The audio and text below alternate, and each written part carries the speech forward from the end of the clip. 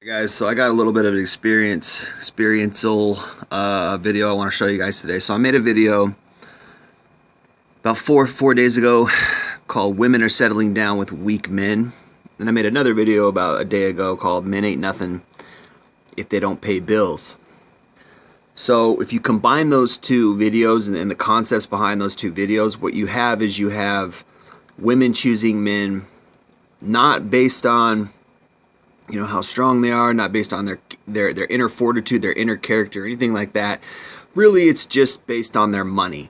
So they could be weak men, and I think even in this video I talk about how women prefer weaker men because weaker men are easier to deal with as far as women are concerned. They're easier to manipulate, they're easier to cheat on, they're easier to boss around. But the guy has to be paying bills, and this is what I see a lot, particularly living in Western Washington, where there's a lot of manginas. There's a lot of metrosexual men, weak men. Even though a lot of guys out here drive trucks, they try to compensate by driving trucks and they go camping and shit like that. I mean, I grew up, in Eastern Washington. I'm not saying it's super tough or anything like that, but certainly a lot tougher than guys over here. And I don't even care if you're from Tacoma. I don't give a shit about any of that. Like, these guys are weak, and you can tell a weak man because he'll settle with a weak woman, or he'll settle with a woman with a lot of damaged goods and a lot of baggage. Now, where I went wrong, and I'm going to get into my story in a minute, where I went wrong was I didn't follow my first instinct, and I spent too much time with a female, and I saw certain things in her where she had potential. I saw certain traits in her that I hoped that, she could develop those traits as opposed to other traits. So I made a mistake in that I was weak and I should have been more choosy. And I fell into a trap of a, kind of a worthless woman. And I haven't really been able to get back out of that trap since then, or haven't been able to get, how do I put it, out of that, I haven't been able to pull myself out of the pain after all that went to shit. So, where am I here? So, what prompted me to make this particular video that I'm making right now was I saw this, let me go over here, this Richard Cooper video. Now, he's taken some flack. This is Entrepreneur in Cars channel on YouTube. His name's Richard Cooper. He's had some good stuff. He's taken some flack from some of the MGTOW community because he's really said some shitty things about MGTOW men, which is kind of stupid because a lot of MGTOW men are actually his audience. But apparently at this point, he's so popular that it's really not hitting him that hard. I mean, this video is 2 days old and he's already got 25K views. So he's probably one of the most prominent red pill guys out there. The only issue that I have with Richard Cooper is that, his ultimate answer is similar to Rollo Tomasi's answer, who also he is actually friends with Rollo Tomasi, and they do live streaming a lot. And I've heard a lot of Rollo Tomasi theory and things like that about how to deal with modern women, and I don't agree with it. I don't agree with either of these guys' ultimate answer. I don't agree with MGTOW's ultimate answer either. So both MGTOW and Richard Cooper, what these guys have in common is they will lump in the red pill truths, that their understanding of the red pill truths actually coincide or overlap each other. So they both believe that hypergamy is a real thing. They both believe, most of the red pill truths that MGTOW guys talk about and red pill guys talk about. It's just the way they deal with it is different. Richard Cooper, I haven't fully figured this guy out fully. I think that he does a lot for the community, and he also wants to make money for it, which some people have taken offense to, and some people have attacked him for. I'm not too concerned about that because I know damn well I'm not going to give him any of my money. I mean, I appreciate what he's doing.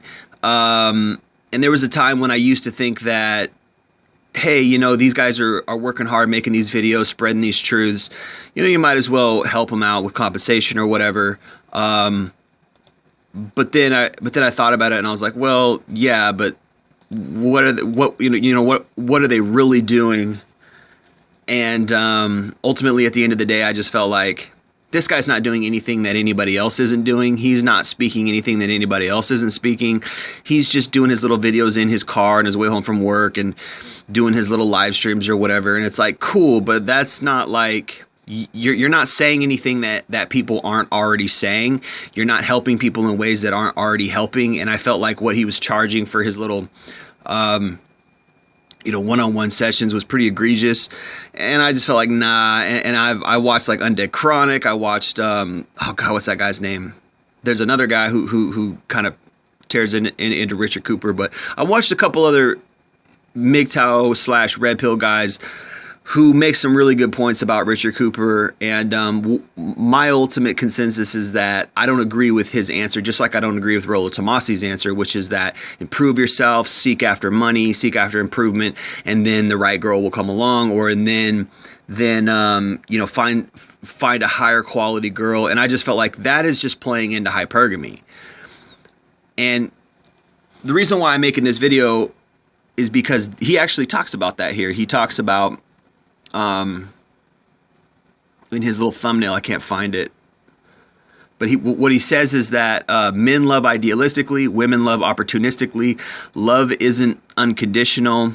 Women love what you could do for them. It isn't eternal. Her test of loyalty is when he is unsuccessful. His is when he is successful. And I like that last sentence. Her test of loyalty in love is when he is when he is unsuccessful. His is when he is successful. So what that means is that if he's successful and he still sticks with her, it means that he really loves her. And if she sticks with him when he's unsuccessful, it means that she really loves him. That is a great truth. Now, I appreciate that. Now, every once in a while, Richard Cooper will put out some content, put out a video that I really enjoy and I really like. And so I can't throw this guy totally away just because I don't agree with his ultimate answer, which is that you prove yourself and then you can find somebody who's also really improved and all this stuff. The reason why I don't agree with that is because it doesn't add up logically. Because if you improve yourself and then you attract a high caliber woman, the only reason she's attracted to you is because you have improved yourself. She wasn't interested in you when you had nothing and when you were a nobody and you were on your grind, and when you were in the metaphorical gym shooting jump shots, she wasn't there passing you the ball, helping you get better, right? She's waiting at the finish line for you to succeed, and then that's where she's at. So that's why I don't agree with his ultimate answer, which is also why I don't agree with Rollo Tomasi's ultimate answer. So I think these guys, to some extent, are bird dogs. They're waiting for the bird to get shot, and then they run in and they go pick it up. So it's like you guys are kind of, to some degree, profiting off of Red Pill. You guys are saying, oh, well, you and I don't even think Rollo Tomasi came up with a lot of the stuff that he put out in his book, The Rational Male. I think that stuff was already floating out there in the manosphere.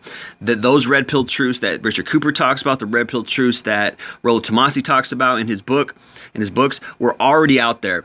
So I think these guys are profiteers. However, every once in a while, I'll come across something that Richard Cooper creates, and I like it. And I'm like, I like his presentation, so I appreciate what he does.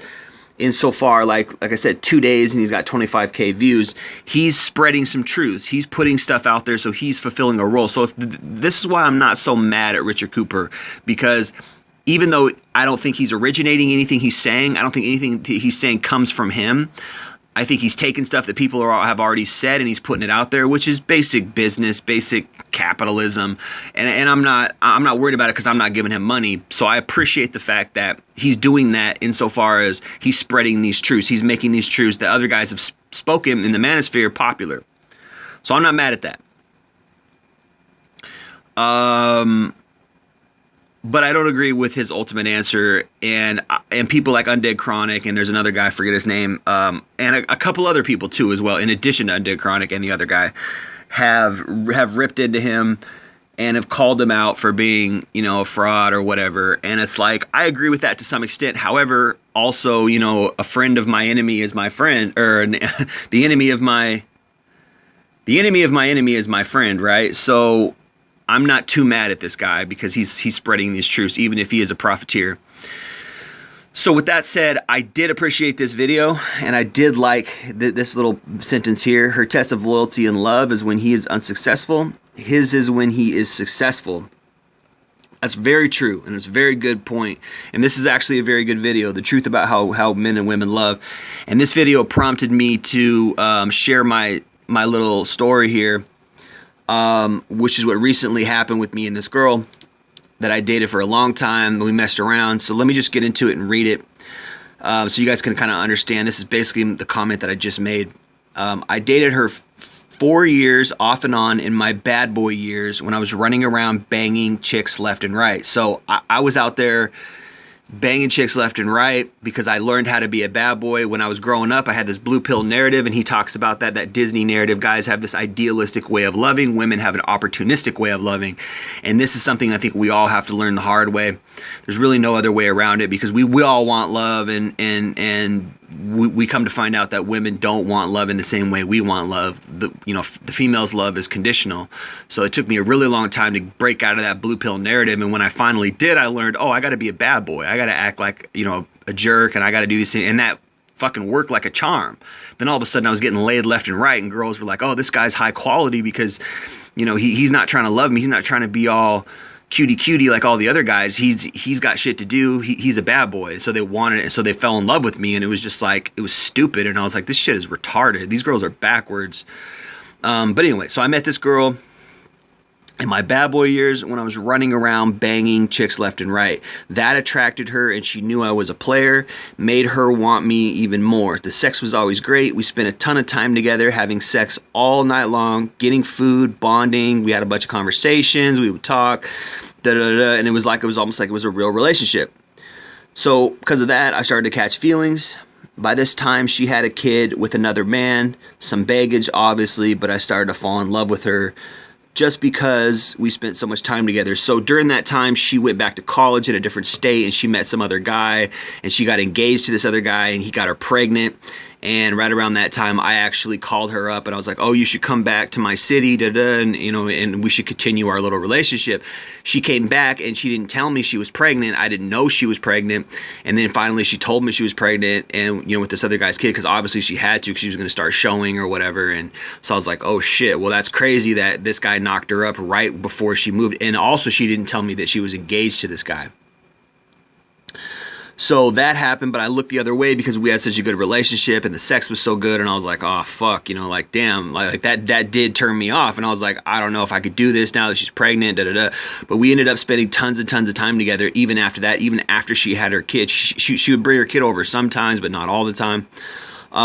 So when she noticed I was falling for her and would hold her at night, and started to get serious, she dumped me. So it got serious, and I was holding her all night and hugging her and cuddling with her, and then she dumped me. She had been weighing her options behind my back and wanted a guy who made more money than I did. So hypergamy kicked in. She wanted a guy who could take care of her kid, with better finances, and so she went out looking behind my back. Even sometimes I felt like she was texting guys behind my back while she was in the room with me, and just some real shady shit. I didn't have my own place, so she went out and found a guy who did. She left me in the dust. Now she went out and found a guy in between who didn't move her in, but he had his own place and he had his own spot and things like that. I tried to get her back during that time, didn't work. And then she met another guy who moved her in really quickly. This guy was 15 years older than her, so I'm going to talk about that right now. A few years after that, I still missed her. She had moved in with a guy who was 15 years older than her and had a house. I contacted her hoping we could rekindle our close bond and flame. She came back, started cheating on him with me for 5 months. This was behind his back. Made plans to move out and be with me. Claimed she loved me but was unsure because she loved him too. At the last second, as we were shopping for apartments, she backed out, claiming she didn't make enough money to support herself. She did, but she lied. Turns out her motivation for coming back to me was that the man she was living with, who was 43, had his balls snipped and couldn't have kids. She wanted another kid and was planning on using me to get one, but was scared because she didn't want to lose the good thing she had with the guy with the house. Totally proves everything Richard is saying here. Didn't matter that we had spent 4 years being intimate. Didn't matter that she said she loved me or loved him. It was 100% all about what he or I could do for her. She chose him because he could do more for her financially than I could. Absolutely wrecked me, and my heart still hasn't recovered. So this is truthful. This is what I'm going through right now. This girl basically screwed me over, basically moved in with this other guy, had been living with him for 6 months, and her kid was living with him too. I contacted her, seeing if we could rekindle it. She came back, started seeing me behind